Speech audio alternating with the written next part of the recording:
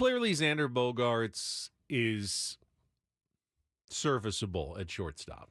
And, it does make a lot of sense that he can just stay there and then, bide his time for a couple of seasons at short. He's under contract. Xander's not going anywhere. No. Let's all just accept that fact that one way or another, Xander Bogaerts is likely staying in a Padres uniform and hopefully being a productive member of the Padres for several years to come. And then, Leodalis DeVries, who is the top, internally at least, the top prospect for the San Diego Padres.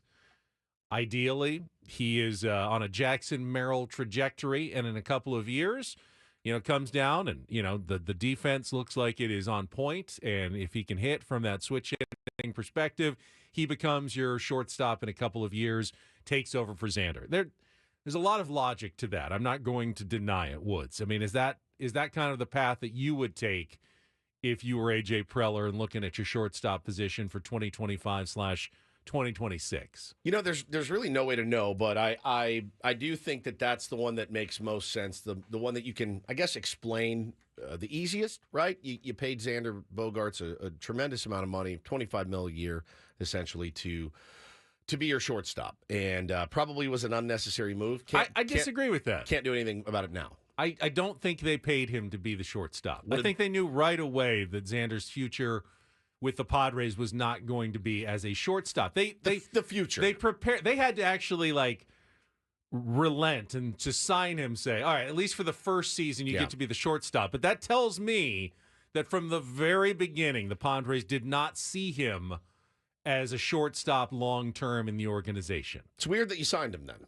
It's weird that you committed that much money to a guy that you were really unsure of what his position was going to be, other than moving him to second base, which was the only way you can describe his move to second base was fine. It was fine. I mean, it was, yes, we tip our hat to Xander for doing that. I know it was not an easy thing for him.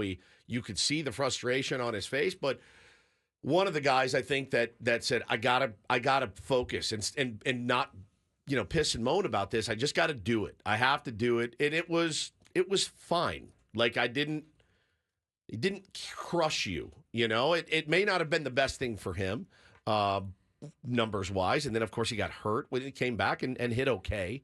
Didn't do much in the playoffs, but look, at the end of the day, he's going to be the square peg in the round hole for a while. You know what I mean? And so we just talked about Higashioka being a bridge for Salas. I think I'm okay with Xander being a bridge for Leo.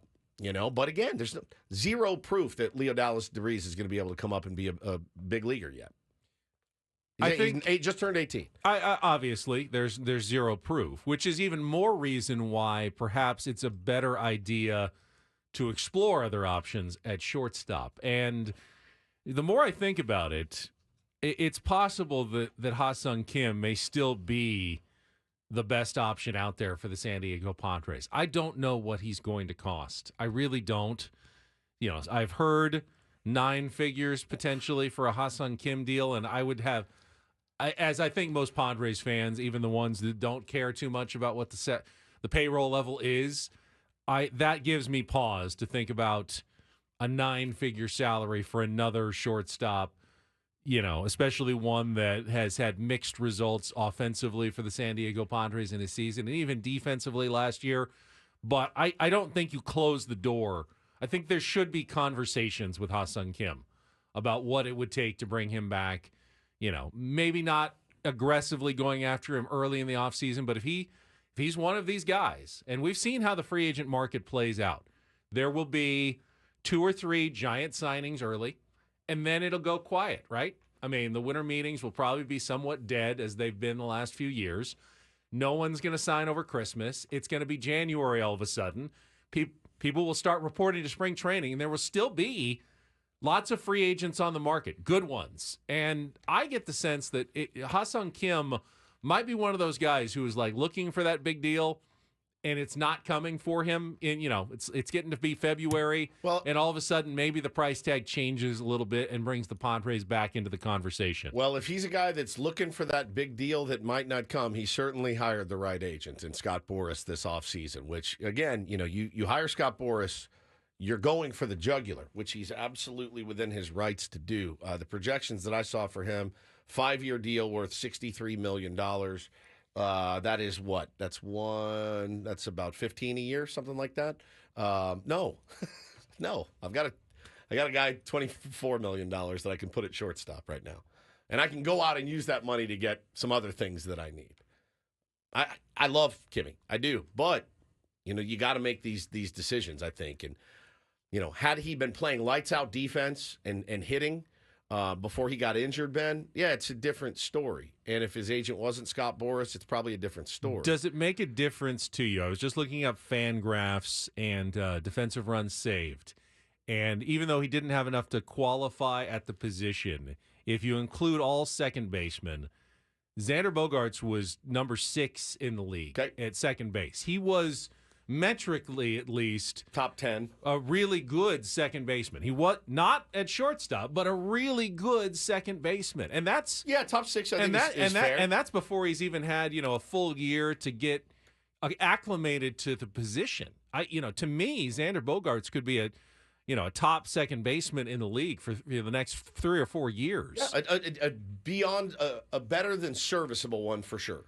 Which means, you either have Xander playing out of position now at shortstop and, struggling. I mean, he probably wouldn't characterize it that way, but I think the Padres would. Xander at shortstop is kind of out of position where they see him. Or you get him and you figure out something at shortstop. So now what are the other options? If you can't sign a free agent, you've got your internal options. You've got Fernando Tatis Jr. Not an option anymore. You've got Jackson Merrill. The Merrill one is very interesting, and it's just sports radio fodder in my mind. I view him and Tatis kind of in the same. Either they're both able to go back, or neither of them are able to go back. Because of the injuries that have accumulated in Fernando Tatis Jr.'s body, I think that ship has sailed. Could he do it? Yeah, he could do it. He's a superstar. He could absolutely do it. But I think because of the stress reaction, because of the shoulder, because of all of those things, I think Fernando Tatis Jr. is your right fielder, and it's okay. It's okay. The Dodgers had to finally suck it up and say, we got to get Mookie back out to the outfield, where he's excellent playing right field. It's okay to be a right fielder and be Fernando Tatis Jr. for the rest of your career and try to stay healthy, because we need that kid for 150-plus games. The 2 months off, 2 months injured here and there is tough. You saw what he can do in the playoffs. He is a superstar of epic proportions.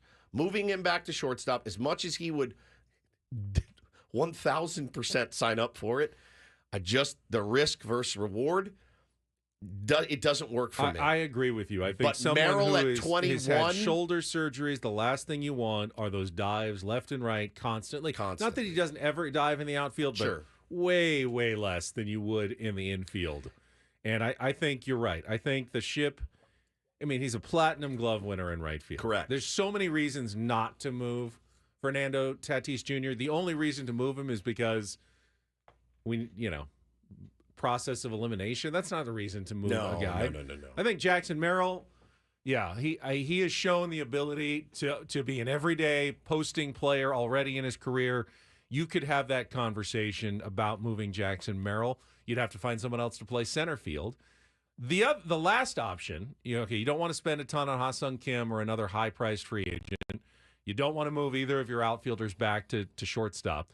You could just try to find a really good defensive, cheap second baseman. The Nick Ahmed types of the world, and go, it's not going to be our best offensive position, but we're going to have a really solid defender at shortstop. We're not going to pay a ton for it, and we're going to hope that we get enough offense out of the rest of our lineup that it's a net positive. And I wouldn't be shocked if the Padres go down that road in 2025 either. I don't know why you don't just go Manny at third, Xander at short, Croney at second for a while. Like, let Jake Cronenworth play second base. But Croney's a better first baseman. Xander's a better second baseman. I hate the domino effect of moving people to places where they're not as good on the diamond, when you could have two guys who are in their best places on the diamond and then replace the spot where you really need someone else. Go get a first baseman. You could do that as well. Go get a first baseman. And Jake Cronenworth for $10 million. $10 million, a two-war player, $10 million a year. In that sense, I might play Jake at short then. Maybe. Over Xander, if that's the case. I really want Xander at second base going forward. Yeah, I don't know. I don't know, man. And I don't, again, I don't know what this organization is going to do. It would throw a huge monkey wrench into it if they said, all right, Jackson, like, what if Jackson Merrill, just spitballing here, Jackson Merrill says, yeah, I'd love to re-sign here long-term as a shortstop, which is what you drafted me as. Could he make the transition back to short? No problem. At 21 years old. When you say that, that sounds really, like prima donna for a guy who's only had one season. But it's absolutely his right to say that. It's his career. His career. And it's his life. And if he wants to play shortstop, I promise you there are some teams out there that would happily let Jackson Merrill play shortstop. If, the Padres were willing to trade him to one of those teams, if he wants to be on the Padres, that might not be the avenue, but he doesn't have to sign a long-term contract here. If the Padres absolutely does not. Don't want him to play shortstop. Now, he clearly loved playing for the Padres. Correct. Last season. He said, I want to be here forever. And he said that, but if he did want to play shortstop, you can't get mad at him for going, you know what, I don't want to sign a long-term contract because I feel I'm a shortstop and that's where my future lies. And if the Padres aren't willing to do that, there could be problems. Absolutely. You're right. I mean, the names out there, free agent shortstops in 2025. Willie Adames, number one. He's gonna get paid.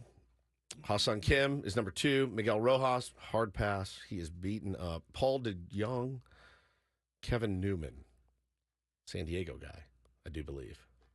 The only thing that gives me the most pause from what you guys have talked about over the last 10 minutes was Ben talking about a defensive-minded, weaker offensive shortstop. You don't want that at short. We had that in center field, another power position, right up the middle, with Trent Grisham for 3 years. Yeah, it was horrible. He was defensive wizard, and he was hovering around 200. Yeah. And I kept saying, and I'm so glad we're past that now, because I kept saying championship teams don't have that type of player in the starting lineup for 150, 160 games. You say that, but they got further in the playoffs with Trent Grisham than they did with this team. That's true. And Jackson Merrill in center. That's true. Yeah, well, they also had Juan Soto and Blake Snell. I get it. And Josh. You know what I mean? I get it. That was a different team. It was. But you can obviously advance, deep and make a run. And then what happened in the NLCS? He went completely ice cold. You gotta, listen, you're gonna have to build your team the way that you want it and the way that you feel is gonna get you the most wins. I just did. It's funny, man. Kyle Bodie, who runs Driveline, tweeted something out the other day, and it's a paper that a guy wrote.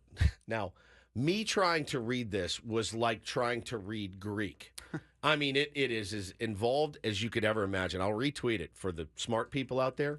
Benny, I think you would actually like it. And what it talks about is potentially positional flexibility being the most important thing for building a championship club. They had the most. Better than pitching, better than relief pitching, better than a super pen, better than this, better than that. Positional flexibility, numero uno. Kyle Bodie has retweeted it like 3 times. Again, I opened this thing and I started reading it. And it was written a while ago. So the names that you'll read in there are not names of guys that are currently playing. But you read it and you go, oh, okay. And, take the numbers and stuff out. I didn't get it. I mean, it was a bunch of equations and stuff. It looked like Good Will Hunting. But I was reading kind of the finer, trying to read the broad strokes of it. And that's basically what it boils down to is positional flexibility. And not just, he can go play first in a pinch. It's like, no. He's plus here. He's plus here. He's plus here. He's plus here. You saw Dave Roberts doing it the other night, moving guys based on the batter and things like that.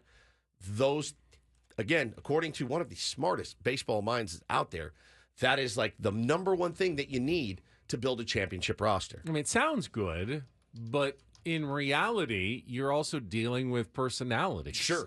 That's the Xander thing. Bogaerts has positional flexibility. I'm sure he could play first base if you needed him to. He'd be competent there as well. But are you wrecking him when you're doing that? I mean, the move to second base was not an easy one for Xander emotionally, mentally. For him, that's tough. And you've got to have the right kind of players with positional flexibility as well. So here's what it's called: process flexibility in baseball, the value of positional flexibility. And it was written in 2018. And it's pretty interesting stuff. So, yeah, and one of the another smart guy in baseball wrote, so is this would you say this is the most important baseball strategy research of the last decade? And Kyle said, yeah. Nuts, right? Like nuts to think about. But that's definitely something that I think they need to think about as they build their roster for next year.